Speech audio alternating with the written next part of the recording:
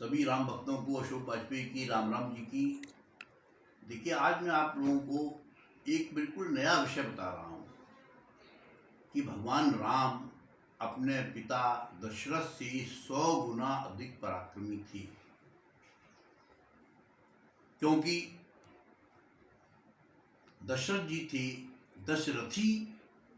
दशरथी होने के कारण उनका नाम हुआ दशरथ, और राम थे महारथी।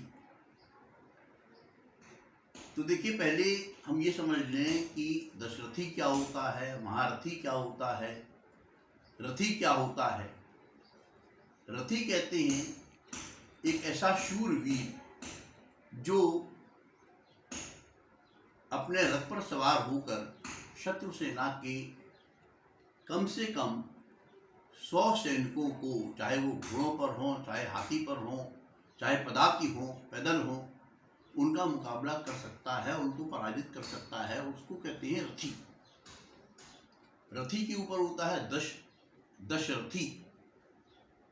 तो महाराज दशरथ जो थे दशरथी थे, और दशरथी का मतलब होता है जो 1000 पदाती अश्वारोही सैनिकों का अपने रथ पर बैठकर एक साथ सामना कर सकता है, उसे कहते हैं दशरथी।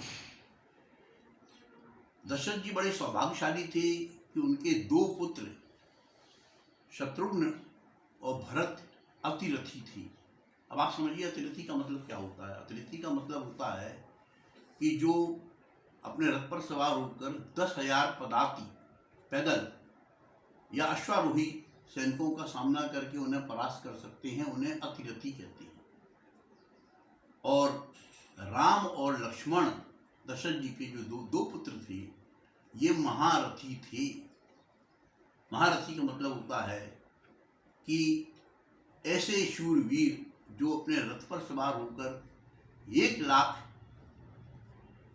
पदाती और अश्वारोही सैनिकों का सामना करके उन्हें पराजित करने की शक्ति रखते हों। देखिए, मैं ये बात अपने मन से नहीं बता रहा हूँ। राम के महारथी होने के बारे में वाल्मीकि रामायण में एक श्लोक मिलता है। पहले आप श्लोक सुनिए, फिर उसका हिंदी अर्थ बताऊंगा।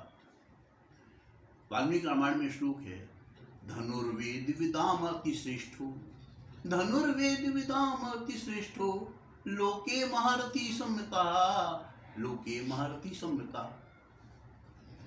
बुद्धिमान नीतिवान वाग्मी, श्रीमान शत्रु निर्वहणा।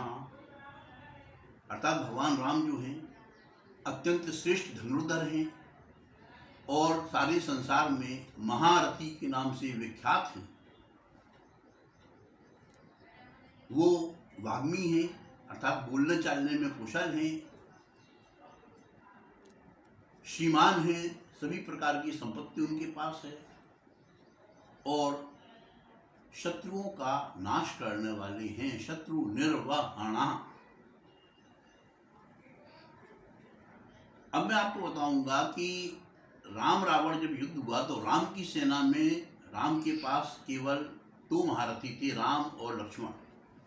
रावण की सेना में 4 महारथी थे। रावण स्वयं महारथी था।